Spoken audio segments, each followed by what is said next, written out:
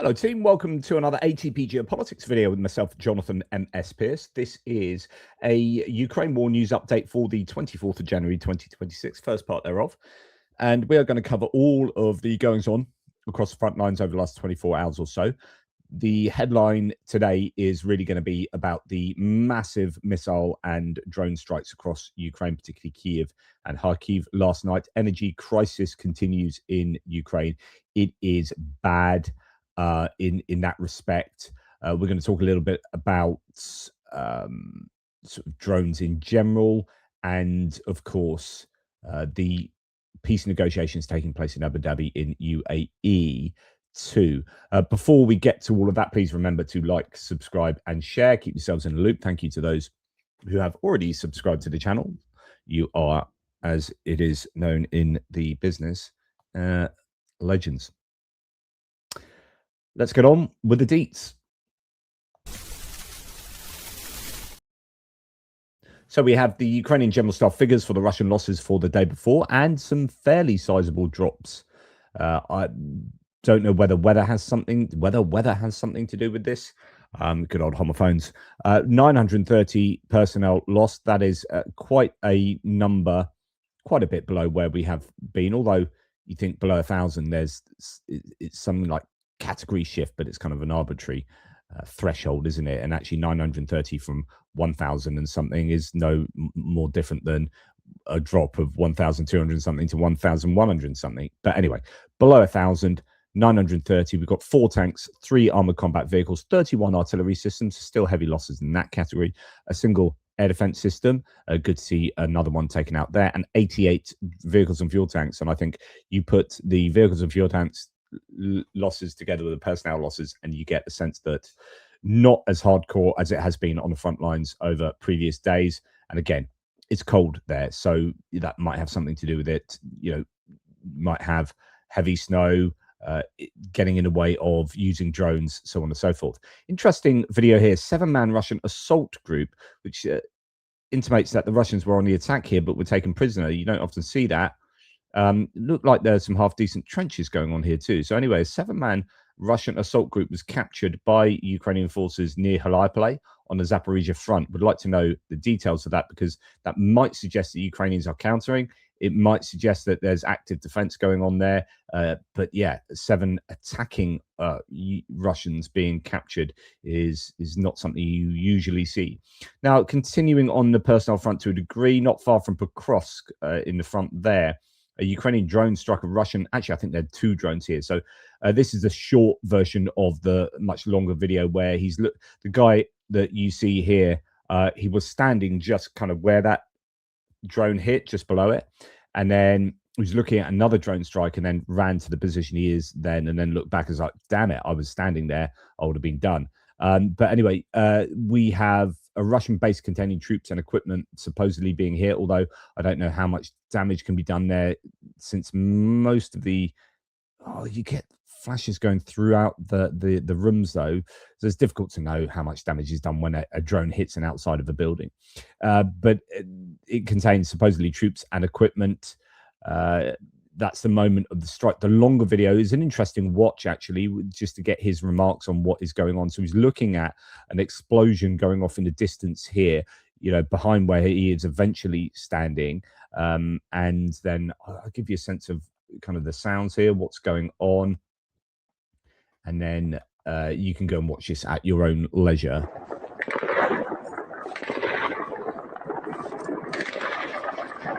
On a small arms fire at drones.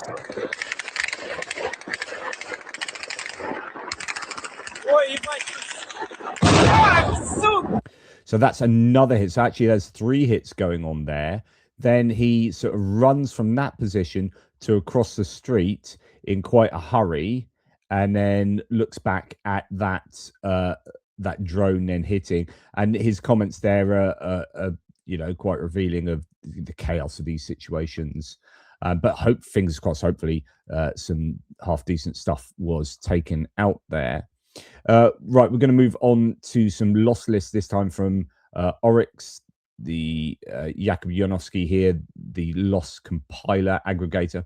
Overview of Ukrainian losses, 9 in total. Not too much to write home about, just fairly standard equipment there. Mobility equipment, really, that's about it. Electronic warfare system. The Russians losing 20 in total. Remember, this doesn't include unarmored vehicles, quads, and the like. Here we have for the Russians, we have tanks here. We've got 4 tanks, airfields, diesel power plant, or converter for the Russians there. That's interesting. Haven't seen something like that previously. Mobile smoke generator. So a few interesting ones there. Mine laying UGV, logistics UGV. So UGVs added to these lists, of course, as well. I don't think they tell us too much. Pierre was saying the other day, you do see a lot of Russian equipment being lost on these videos, but I have a sense, he was saying, I have a sense that Ukrainians are losing a lot of equipment themselves. And without Andrew Perpetua doing these loss lists, you're left with Oryx. Oryx isn't indicating the Ukrainians are losing particularly bad numbers of pieces of kit, but then I think Oryx is a shadow of what it originally was when it was at the beginning of the war, compiling some very, I think, accurate loss lists. I think, as a main guy that was running it, then stepped back. I don't know that it's as accurate as it once was, but it's still not showing massive Ukrainian losses, which I think is good news. But assume that these losses are a fraction of the reality. Like, most people are like, yeah, at best it's 50% of what's being lost on the front lines, and certainly won't include, as I said, unarmored vehicles as well, and both sides are using immense numbers of those. And that's a good segue to this. So Special Kherson Cat says quad bites, or quads, have become one of the most commonly used vehicles by Russian forces for large-scale attack column assaults. Here, Ukraine's 42nd Brigade is repelling an attack by a column of Russian infantry on quad bites. These are the new cavalry, essentially.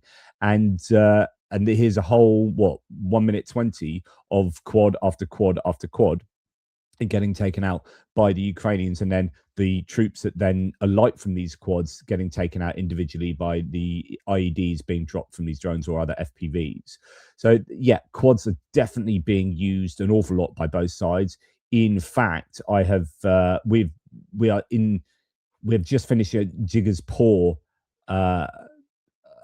fundraiser where we raise for some quads, and that's fantastic. And we're now doing, obviously, a Car for Ukraine campaign. I've just been sent all the patches. I'm going to put on my patch thing just there. I've got patches on my bookcase, but also a patch display thing there. I'm going to add them, and my new pin. I've now collected all the Car for Ukraine pins. So that was a donation well received, and a nice little postcard. So I'll do that at the end of the video. But anyway, point is, quads are really important, and we fundraised a couple of quads for the Ukrainians as well, along with Jonathan Fink and Tooney Tuesday. So here we now have another video. This is per cross direction. A column of occupiers' equipment tried to storm the units of the 46th Airmobile Brigade. As a result, Podolsk paratroopers destroyed one enemy tank, 2 enemy armored combat vehicles. 20 occupiers were killed, another 3 were wounded. Quite often we see in these stats that the individual units bring out, assessing, doing their own BDA, battle damage assessment. They are often giving us killed stats that are way higher than wounded. So 20 killed to 3 wounded is, that's a 7-to-1 killed to wounded. Now, in a normal course of events with war, and I think this is a really significant point, I've talked about this previously, in the normal course of a war, you'd expect wounded to far outnumber killed, right? So you'd be 1 killed to 3 wounded, or 1 killed to 5 wounded, or something like that. And we've noticed that the Russian stats have been poorer, but that's been put down previously to their lack of getting wounded out of these difficult areas, getting them to these staging points, and then getting them, you got the platinum 5 minutes, haven't you? And then you've got the golden hour. So if you don't staunch your bleeding immediately, then you're in trouble. If you don't get the medical care within an hour, you're in trouble. And those wounded then convert to dead. And so over the course of the war, we've noticed that the Russian dead to wounded hasn't been as good as you would normally expect because of those situations. But then I pointed out recently, and it just really seems to be the case, that the evolution of this war has shown that little battle areas like you're seeing now, right? So say you've got one column here that's operating, and you have just dozens of drones operating in the area. So it's not, you're seeing one drone after another drone after another drone. We saw yesterday, I showed you a video where there was just one guy lying prostrate on the floor, it seemed, on the ground, and he was hit simultaneously by 3 drones. Now, on the one hand, you can argue about inefficiency. Is there good communication going on between units? Have you got like overlap and so on and so forth? And you can criticize it. On the other hand, there are so many drones that you don't get to escape somewhere like this. So then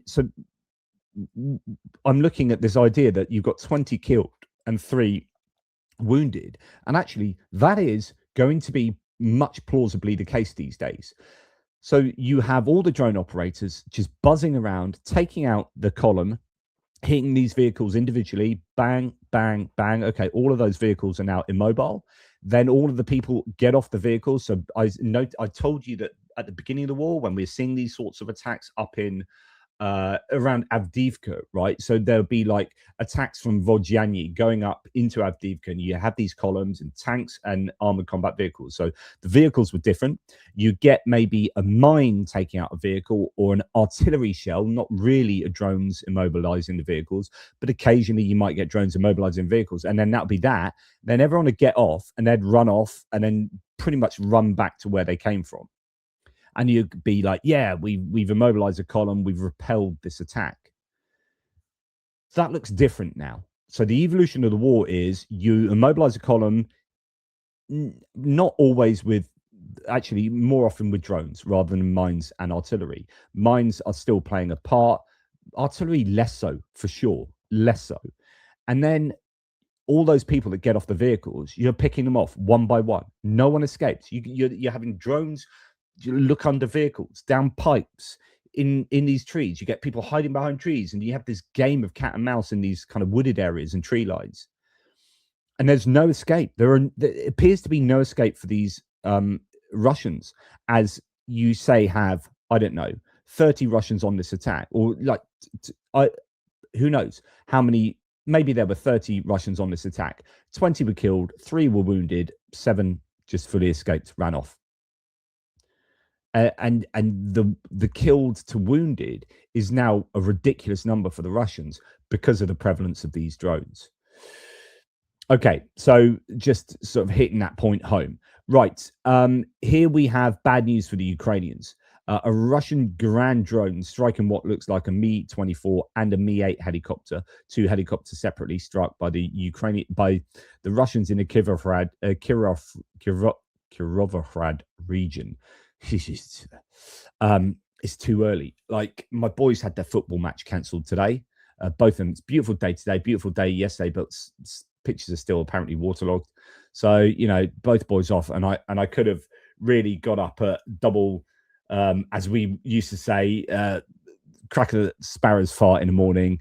At the crack of dawn, could have got up but didn't.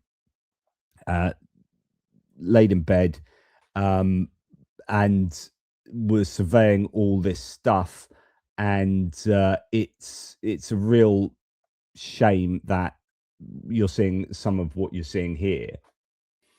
And I did get involved in a conversation with Pierre while I was in bed doing my research, talking about this. So what you have here is a set of Russian drones that appear to be spotting Ukrainian helicopters, and then one assumes it takes them out. Couple of things to note here, and we were discussing this, is that you are, I think, starting to get Russian drones that are just hanging around looking for stuff with consummate ease, which is unfortunate. But also, so what you don't have here are reconnaissance drones. Here you have 2 loitering munitions coming across these helicopters. Now, the bit of cope that I can suggest for this is that probably electronic warfare is operating quite well here. And this drone loitering munition doesn't get very close to the helicopter before it cuts out. And so unless it's got, that's the closest it gets, then the feed cuts. If it got closer, you would have seen that on the video. So the feed cuts here, and you're thinking there is a chance that didn't hit. We just don't know. There are no reconnaissance drones looking at that, which is what we've seen previously. And I hope that these helicopters will be equipped with really good electronic warfare to stop these loitering drones. I don't know whether it's got AI functioning, so in the terminal phase it can still hit the target. Fingers crossed it doesn't. But the idea that you got loitering munitions doing a reconnaissance then hitting, I think, is interesting. And what you might have, because I was thinking this with the HIMARS that was taken out the other day, where you had a loitering munition, it appeared, just flying around. My speculation was it probably doesn't know that anything's around there. It's got enough flight time to just hang around in the skies looking for, because at the end of the day, you can see for dozens and dozens of miles either side, you're just flying around maybe in circles looking for the telltale sign of a rocket trail, the trail of that missile as it goes up into the air. And you're like, okay, that's a missile launcher somewhere over there. So then you go and find that launcher, not with a reconnaissance drone, but with your loitering drone that now has a decent enough reconnaissance capability with its cameras on board. And then it hits the HIMARS, and it's very opportunistic. But, we've seen these Molniya drones be made at 10 a penny. They're really cheap and cheerful. Make them, send them back into the near rear, just hunting out for stuff, look for telltale signs. And it could be that here you've got loitering munitions just being sent to do the reconnaissance as a loitering munition, and then opportunistically jump on whatever you find. In this case, 2 helicopters. There might have been some intel.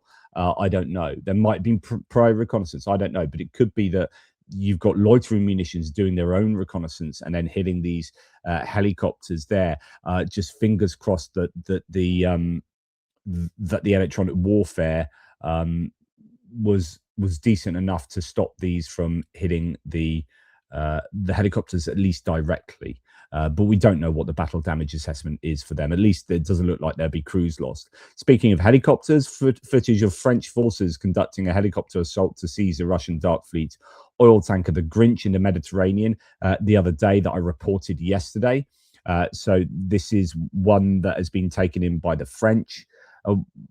There's a conversation I was having with, was it Amadeus, talking in terms of Finland. The Finnish took that tanker off that was dragging its anchor, and now the Finnish taxpayers have to pay 200,000 spondulis in order to, I guess, detain it and sort it out or whatever, look after it. And that's a problem when you actually detain these ships, is like, who's then responsible for the payment of this ship being in dock and all the needs for the ship.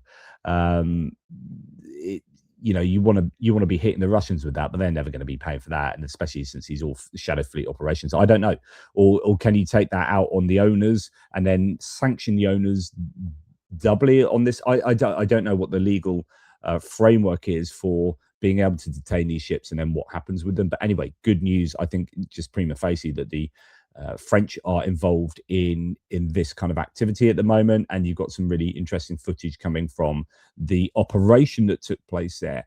So an oil tanker is also under sanction for transporting Russian oil in the Mediterranean, but is drifting there, appearing to run into trouble off the coast of Algeria.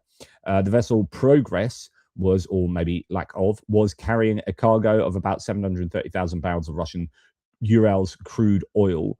Here we see the news article: another Russian shadow fleet oil tanker runs into difficulties. That looks like a Bloomberg piece. Yeah, well, that's what it says up there. So yeah, you get to know the font of these news sites, don't you? So that has happened, but we also hear it's not just that one. In fact, Tendar said 2 more Russian shadow fleet tankers in the Mediterranean Sea experienced an unusual event. So you've got the Grinch that was taken in by the French. You've got the Progress that we've just mentioned up here, and then you've got one, the Chariot Tide, much closer to Morocco and indeed Gibraltar. There, a crude oil tanker Progress is north of the coast of Algeria and drifting. The vessel is declared not under command while transporting 730,000 barrels of Urals crude oil towards Suez in Egypt, with its final destination being China. A second tanker, the Chariot Tide, which is not far from Gibraltar, is also declared not under command, and as well as it's drifting too. Both ships are under sanction. The status indicates a complete loss of navigational control without specifying the reason. So I wonder whether there's sabotage going on here, or whether this is just a bunch of crappy ships. Well, although some were saying that there is this idea that all of these sanctioned shadow fleet ships are all really old and kind of low quality ships, but actually that's not necessarily the case at all. Yesterday, French forces seized the sanctioned Russian shadow fleet tanker Grinch, which was also sailing in that general area. So all interesting to see. Just there's a BBC Verify here. Dozens of sanctioned oil tankers sanctioned by the UK in response to Russia's war in Ukraine have sailed through the English Channel this month, despite defence officials vowing to take assertive action. So I think the British certainly need to pick up their activity in detaining or looking over these ships much more carefully. But of course, that takes a lot of resources. Where are naval vessels? Do we have the naval vessels in English Channel at the moment? So it could be that like we make these announcements, but then we've got to get the naval vessels from wherever they are around the world. We're going to have overstretch with our navy, and it's it's easy to say we're going to be more assertive in our action, but then this is a very different thing actually having the infrastructure, the resources to do that. But hopefully that will come. Otherwise, it's just meaningless rhetoric. 16 freight rail cars carrying coal have derailed in Russia's Khabarovsk region, according to local media. The incident involved a cargo train with multiple wagons leaving the tracks. Details on the cause of the derailment, damage, or potential disruptions were not immediately disclosed, says Noel reports. That looks like a really successful bit of sabotage if it was, and if it was just poor maintenance and a mistake, brilliant. Ukraine is going to love that, because that is taking out the rail there. I mean, you can see that you've got tracks here by the looks of it. Is that part of the wagon or is that part of the track? Looks like the tracks are knackered. You've got coal everywhere, so it's going to affect the coal industry. It's going to affect the rolling stock. It's going to affect delays. It's going to affect loads of stuff here, and that's brilliant. Good stuff. Right, hopefully it's sabotage, because that's even better. Right, going on to other bits and pieces, and not other bits and pieces, going on to the distant strikes that took place overnight, and it was one hell of a night for the for the Ukrainians last night, yet again. So let's start with the numbers. 372 of 396 objects fired by Russia were intercepted. That is an exceptionally good interception rate, but with this larger number, you still got problems, haven't you? 21 of these were missiles. So Ukraine's air defense intercepted neither of the Zircon anti-ship missiles, these kind of newer missiles that they are using. Well, I'd say more frequently. They used one the other night. They're rarely used, but to have 3 get sent in just a few nights is unusual.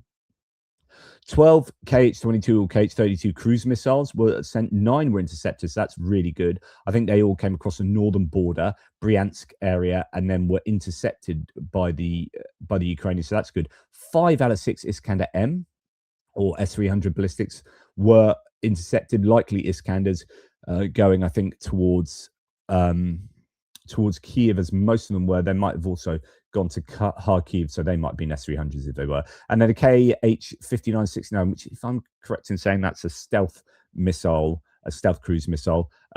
One of those was sent, and that was intercepted. So the numbers were good. Of the 375 drones, strike drones, Ukraine intercepted 357, which is a 95% success rate. Much better, but that will be likely because Kyiv was the target for most of these. Hits of 2 missiles and 18 strike drones were recorded at 17 locations, as well as a fall of downed fragments of drones at 12 locations. Information of 4 enemy missiles is being clarified. So Kyiv and Kharkiv were hit the most, but Chernihiv region is left completely without power, but operating with backup sources. Poltava and Cherkasy regions are also on emergency disconnection to preserve what little electricity they have. I mean, it is proper challenging at the moment. We'll come back to that. We'll just look at the trajectory, the routes as we understand it. Sorry, that's a really poor image. Yeah, there's must be a better one than that.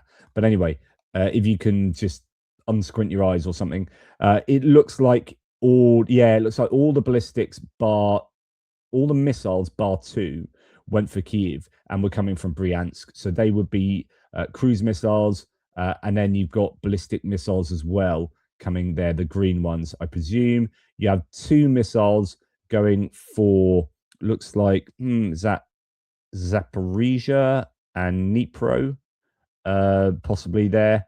And then you have Kharkiv, a lot of drones going to Kharkiv.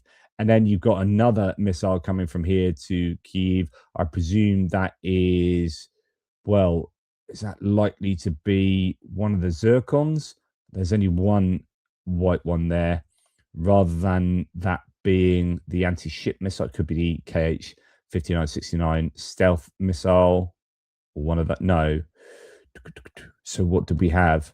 The single one was it was a KH-5969. So yeah, that might be that one. Who knows? Anyway, really heavy night for the Ukrainians.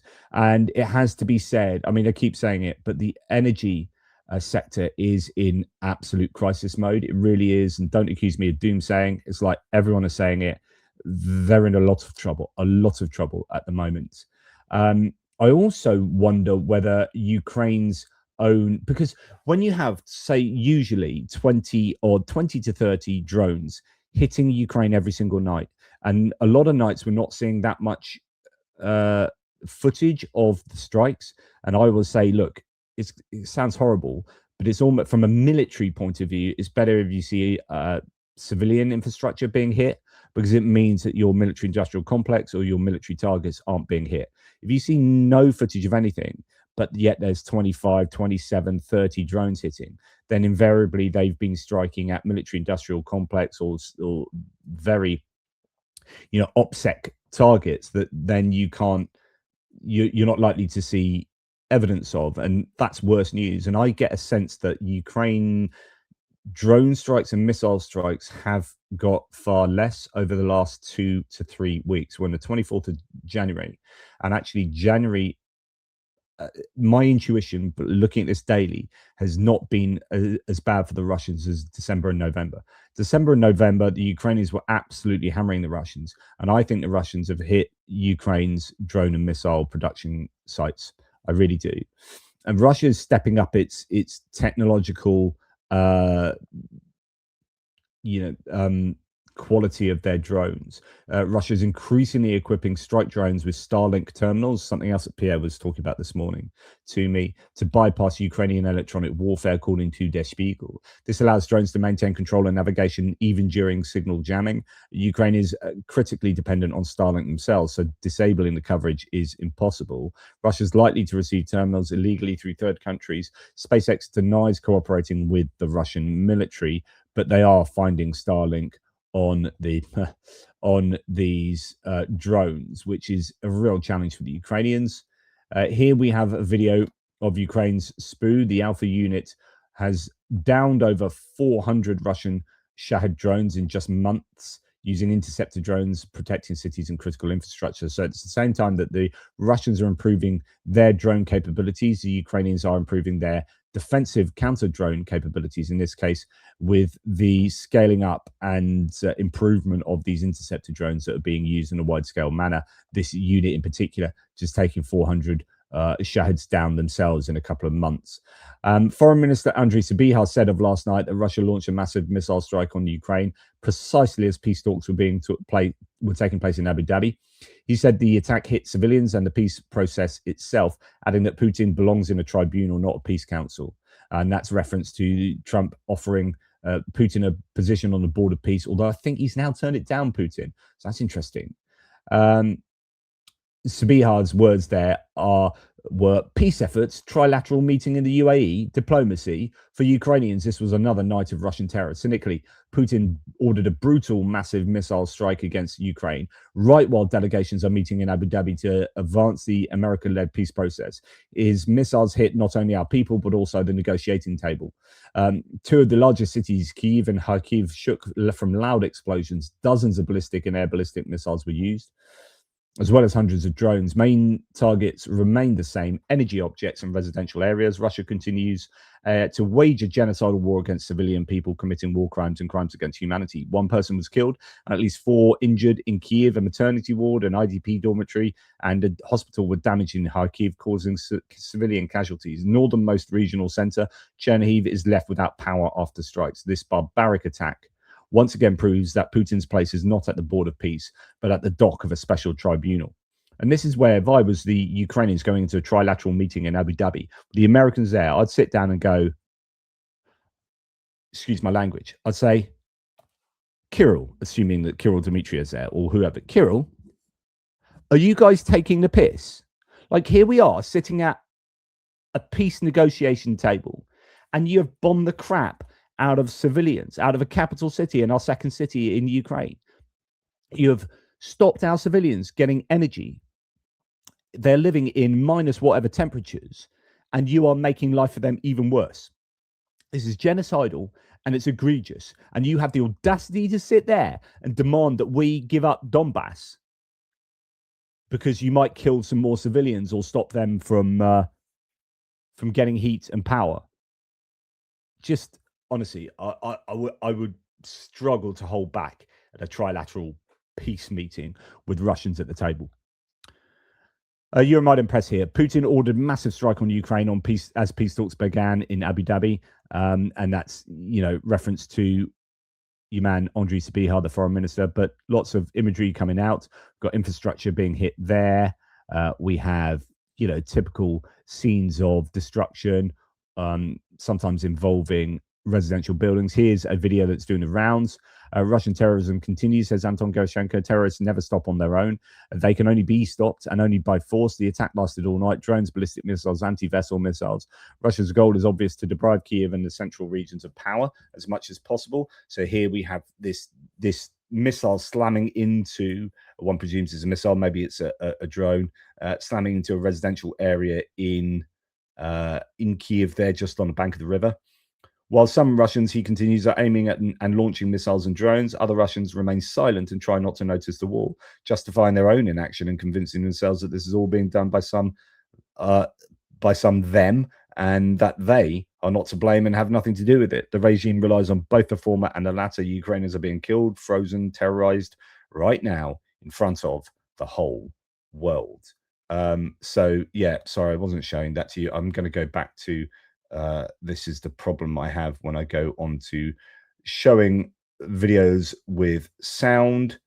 So I'm going to go back to the usual way, and I won't have to worry about whether I don't click the right thing. So there's the explosion in Kyiv, and you have just massive explosion in a residential area on the edge of the river in Kyiv, in the capital. Now, going back to Tim White's thread, he just shows an awful lot of activity overnight. Things in the Kyiv area are the worst, compounding the problems which already exist. The mayor of Kyiv says the number of apartment blocks and homes without heating is now back up to 6,000, having been down to a few hundred last night. So they've worked since the 9th of January. They've worked their asses off in Kyiv to get heat and power back. And then last night, they got it down from 6,000 buildings not having heat and power. They got it down to a few hundred, and then it goes back up to 6,000 last night because of the strikes. On the left bank of Kyiv, there are interruptions in water and heat supply. 1 death, 4 injuries, probably higher now in Kyiv due to damage. Trains on the green metro line are running with changes. Kyiv was attacked by about 25 Shaheds. There were hits to dormitory houses and maternity ward. 19 people have been injured in Kyiv as a result. Chernihiv region, Russians damaged an energy facility, leaving hundreds of thousands of people without electricity. So it just goes on and on. As peace talks resume, Ukraine's foreign minister hits out at the hypocrisy of Russia. While Russia massively increased the number of drones and missiles, Russia says Ukraine fired no missiles and just 75 drones themselves overnight. And that goes back to me saying that I think Ukraine has been hit by Russian munitions taking out military industrial complex facilities. Since agreeing to these peace talks, only 2 Russian airports have been closed in 2 days. So that's down from what we have been used to seeing. 1 death in Kyiv plus another injury came in this confectionery factory. Not just any old business, though. This is a famous Roshen factory owned by the previous Ukrainian president, Petro Poroshenko. This is causing Russians to claim that the strike on this chocolate factory was actually intentional because it was where Poroshenko had the factory actually making drones. I can't speak to that. He has provided a lot of equipment to the Ukrainian armed forces, including drones, but that could also just as likely be the Russians talking out their backside. The terror continues in Dnipro this morning. Air defense gunfire can be heard across the city. Attack drones flew low overhead. No news of damage or shoot downs, but it's still ongoing there. Kharkiv is reeling, and explosions heard in Kropyvnytsky. Drone warnings active there. Kharkiv, more damage, people's homes, people's apartment buildings. Just the destruction is really, really widespread. And then, massive Russian drone and missile attack on civil targets in Ukraine's capital, Kyiv, tonight, said OSINT Technical last night. Several energy targets were hit, along with civilian housing. So energy again hit in Kyiv. Seen here, Russian Shahed attack. Drone slams into a Ukrainian apartment building. So that's fairly typical there. Parking lot hit by a Russian drone as well. Kyiv and Kharkiv, lots of imagery and video coming out showing what's been going on. I like this image. Russian Shahed broke the ice at night, attacking fish in the lake Kirillivska in Kyiv. Possibly electronic warfare sending that off target, or maybe the Russians were really trying to go for they were doing a bit of coarse fishing there and taking out, I don't know, local tench and perch in the lake. Right, multiple arrivals in Kharkiv tonight, over 10, probably 12, said Tim White last night. So anyway, it ended up being 20 something drones in the end. But imagery, as mentioned, very widespread concerning both Kharkiv and Kyiv. Drone safari attacks in Kharkiv, said Tim White 13 hours ago. So yeah, things taking place during the daytime as well yesterday. Right, to the point where Ukraine needs an energy truce. Okay, there's been this idea that Ukraine is seriously contemplating having a ceasefire with Russia, and we'll see whether this is discussed in Abu Dhabi meaningfully today or yesterday, as Ukraine want Russia to stop hitting Ukraine's energy infrastructure, and Ukraine will stop hitting their Russian energy infrastructure, which will include refineries and depots. And of course, that is doing such a good job at restricting Russia's ability to make money. I was listening to an absolutely brilliant video, which I think you should all go and watch. This is a Kyiv Independent interview of Adam Entus, who's a New York Times investigative reporter who talks about behind the scenes of Trump's Ukraine peace process, talking about these different competing elements in the Trump administration and how they went from like Trump 1.0 to Trump 2.0, and how in Trump 2.0 they started actually potentially looking good with Keith Kellogg having a really sensible approach, taking on the Biden approach and then moving it forward. And then that kind of lost out to JD Vance and Pete Hegseth and blah, blah, blah. And really fascinating, but also talking about what the Americans were doing in a very kind of detailed manner in terms of helping and they were continuing to do this with the Ukrainians, helping them strike with things like ATACMS, Toropets, ammunition depot that was taken out really significantly, and then helping them target oil refineries, but also looking at the particular sites in these refineries that were much more useful for the Ukrainians to hit, right? So these kind of coupling bits of, I don't know, coupling equipment that was that would be very hard for the Russians to replace. I think they got them off the Americans initially, and they gave the coordinates of these, and the Ukrainians very successfully hit them in these refineries, and that really hurt the Russians. Now I don't know, the Americans are still giving them all this targeting information. That seemed to be, so there were a lot of people in the Pentagon and the CIA who were helping the Ukrainians. The people that were been helping them for like 3 years and had like tattoos, like Ukrainian tattoos and patches. They were like, you know, when Lloyd Austin, the previous Secretary of Defense, left, you know, he had tears in his eyes, like the attachment to Ukraine. You know, when I think his last talk about Ukraine and meeting people to do with the support of Ukraine, tears in his eyes and all that kind of stuff. People were seriously attached to Ukraine. And the new administration came in and things started changing. And you had this issue of like, well, how can we help Ukraine, but maybe under the radar a little bit? Or can we help them still with targeting? And then how much of that was then stopped by the new administration? Anyway, really interesting video, and I'd advise you go and watch that.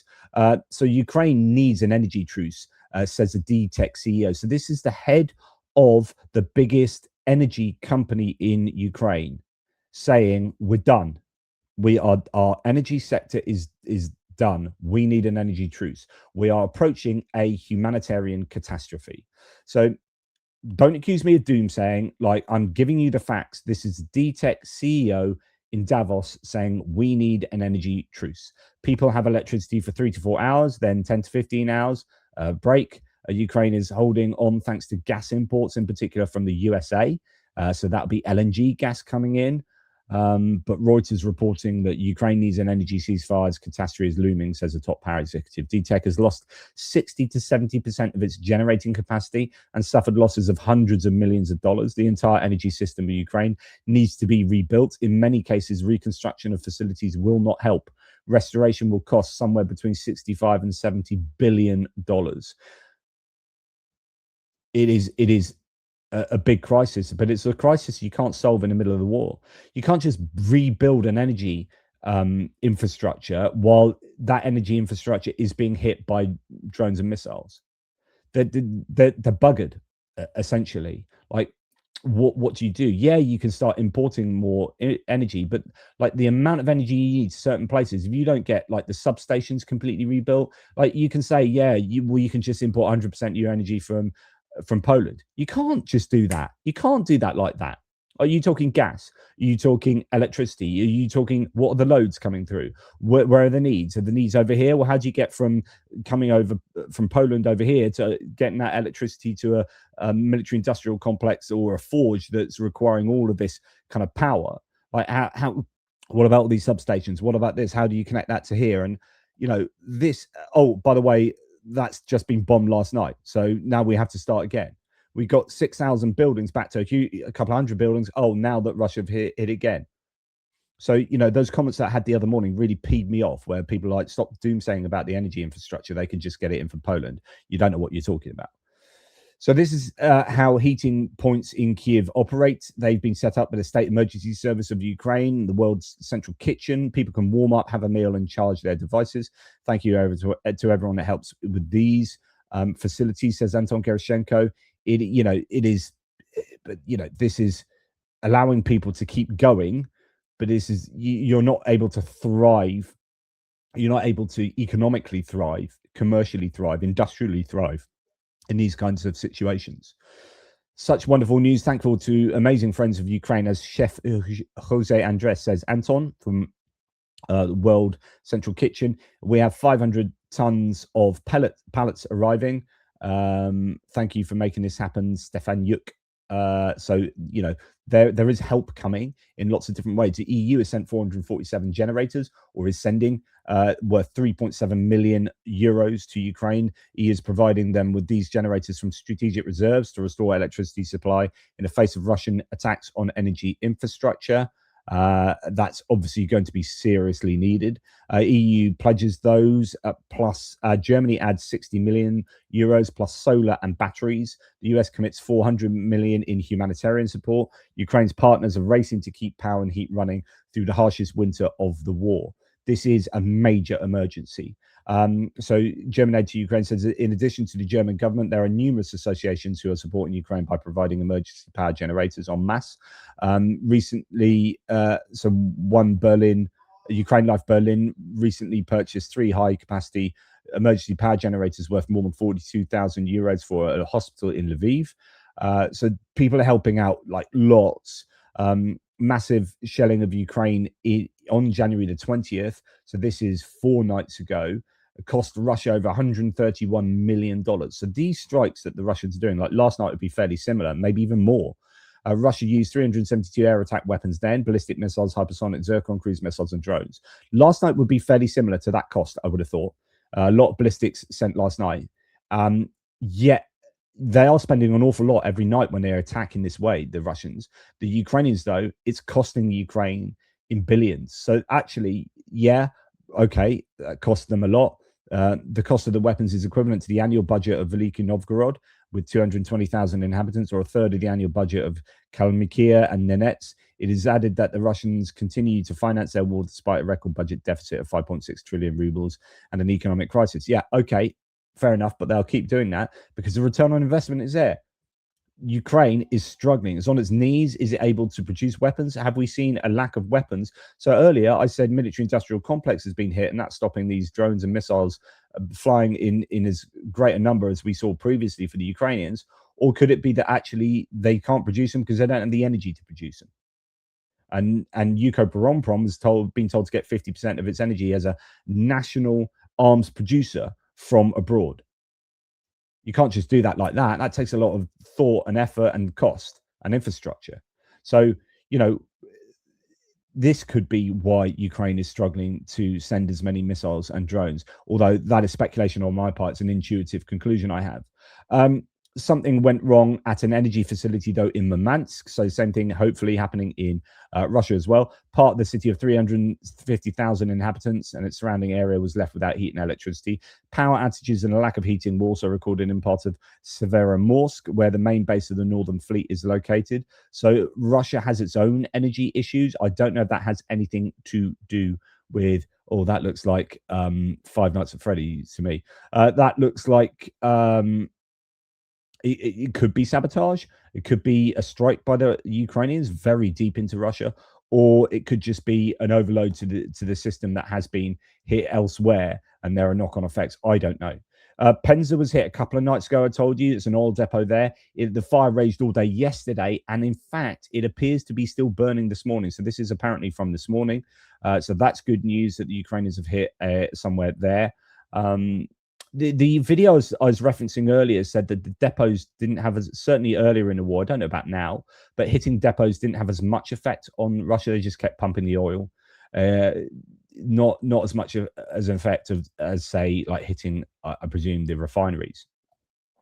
Now, going on to other bits and pieces, Maria Drutska, as ever, says Russian export income is collapsing dramatically due to 3 factors.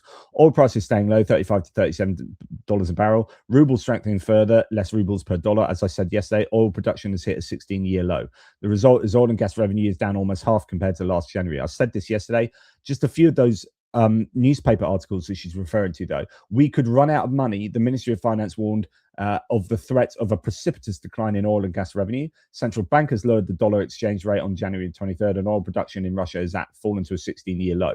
So there are definitely pressures for the Russians. This is a new one here, though, today. India's drop in Russian oil purchases appears to be permanent, says Drutska. 2 major state-owned refineries, Indian Oil and Bharat Petroleum, are replacing Russian oil with oil from Middle Eastern, African, and South American countries. This will have a big impact on Russian war funding, with the newspaper articles here titled Indian Oil buys Angola, Brazil, UAE oil to replace Russian crude, sources say, and India says state-run BPCL to sign a $780 million oil deal with Brazil's Petrobras. So that's happening. Right, going on to negotiations. Kyrylo Budanov, the former intelligence leader, now as part of the negotiating team, may become a new key trump card for Ukraine in a trilateral talks in Abu Dhabi, says Sky News. Sources who advise the American military and intelligence emphasize that Budanov's presence at the negotiations is assessed extremely positively. Quote, Budanov is the only member of Zelensky's administration who is taken seriously. The American military and intelligence respect him. The US likes Budanov. The fact that Budanov is there is a positive fact, Sky News quotes its source. Correspondent added that the current meeting feels different than previous fruitless negotiations. According to her, neither side would have arrived in Abu Dhabi without a compromise option to discuss, and it could be this energy ceasefire. During the negotiations, though, according to Reuters, Ukraine and Russia did not come close to a compromise. Reuters writes that the US and Russia are pressuring Ukraine to give up on Donbass. So again, we have this situation where the United States, it appears, is trying to get Ukraine to give up Donbass without a fight to the Russians. Now, what's fascinating, to go back to this video again, is that Adam Entus talks about how there was this moment when Zelensky met Trump in the office in the White House, and Trump asked him about Crimea and how many people they lost in Crimea when Crimea was taken by the Russians, and he said zero, effectively zero. And this is where Trump, you've seen Trump have a go at Obama previously for giving up Crimea, because they were forced to give up Crimea by the Western alliance in 2014 because they didn't want an escalated war. So they, I think, convinced Ukraine to give up Crimea. And that has led Trump to use that opportunistically as a rod to beat Obama with, right? And the Democrats, etc., etc. But what's interesting here is that there's this complete hypocrisy now, because Trump is trying to get the Ukrainians to give up the Donbass without a fight. And he's, on the one hand, he's criticizing Obama and Ukraine over Crimea. And on the other hand, he's doing exactly the same thing with the Donbass. It's absolutely ridiculous, of course. But anyway, so the US is still involved in pressuring Ukraine there. Russia, Ukraine sit for tense talks on a thorny territorial issue, says Reuters. And then you've got the Institute for the Study of War says the Kremlin is trying to push Trump to abandon the negotiation process with Ukraine and Europe that has been leading, and to concede to the demands that Russia made in the August 2025 US-Russia summit in Alaska. So they say this, the Institute for the Study of War. Kremlin is trying to do, as I've just said. Ushakov stated that after Putin's January the 22nd to 23rd meeting, this is Putin with Jared Kushner and Steve Witkoff in Moscow, that, quote, there is no hope of achieving a long-term settlement to the war without resolving the territorial issue according to the formula the United States and Russia allegedly agreed to in Alaska. So he's saying, look, we can't do this, and we agreed on this in Alaska, which was like this ridiculous situation where Putin and Trump got together and gave each other, I don't know, massages or whatever they were doing. Kremlin spokesperson Dmitry Peskov stated on the 23rd that Kremlin considers it inadvisable to publicly delve into the details of the Anchorage formula.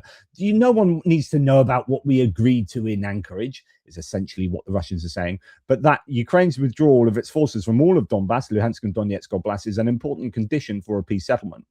And of course, the Ukrainians said, we're never going to do that. A source close to the Kremlin told Reuters that the Kremlin considers the Anchorage formula to include Ukraine ceding all of Donbass to Russia and freezing the current front lines elsewhere in southern and eastern Ukraine. Trump has led conversations with Ukraine and Europe in recent weeks that have made significant progress in determining the conditions necessary to ensure an enduring and reliable peace in Ukraine. These US-led talks have notably led to Ukraine making considerable concessions, such as changing Ukrainian laws to allow for elections during the current period of martial law. Trump also worked with Ukraine and Europe to alter the initial US proposed 28-point peace plan into the latest iteration of the 20-point plan, signaling the administration's commitment to working with Ukraine and Europe to secure its just end to the war. But of course, no concessions for Russia, right? ISW continues to assess that the Kremlin has been trying to manipulate the lack of publicly available agreements resulting from the Alaska summit, presenting the alleged US-Russian agreements in ways that benefit Russia. The Kremlin has been using the ambiguity around the summit to try to conceal the way Russia and Ukraine has been, the way Russia, not Ukraine, has been impeding the negotiations process by maintaining its original war demands. Russia is likely attempting to convince Trump to walk away from the US efforts to work with Ukraine and Europe by offering the ambiguous Alaska formula as a way to end the war. We agreed in this in Alaska. We can't talk about this with anyone. No one can know about what was agreed in Alaska, but you guys agreed that they're going to give up Donbass. So that's what we agreed to, and that's what we're going to do. So this is why the US seem to be so hell-bent on trying to get the Ukrainians to give up on the Donbass, because they maybe tacitly, maybe explicitly agreed this without Ukraine's consent with the Russians in Anchorage, and they want a speedy end to this war, and that's the only way they're going to get it. But the Ukrainians are like, we ain't going to give it up without a fight. End of. Deal with it.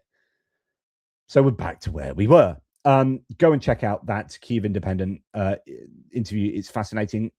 In the meantime, let's look at these new patches I've got. Whoop-de-woo. I've got these beautiful looking Christmas patches from Car for Ukraine. I don't know. Everything's back to front. There I go. Right. So they're beautiful patches there. And from the 2 units that we have supported here, this is fantastic. A couple of patches here that I'm going to put on the patch display thingy jiggy, and a new badge as well. So here we go. Just because I can and I will and I want to.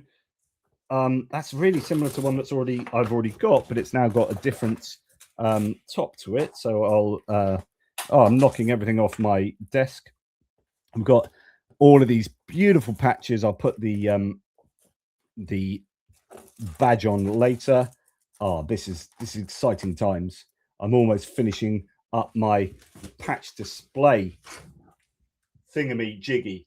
So I've got those 4 from Car for Ukraine on there. Really happy that they have helped out there. So thank you. And that was worth my donation for sure. I'm totally stoked. Take care, everybody, and I'll speak to you soon.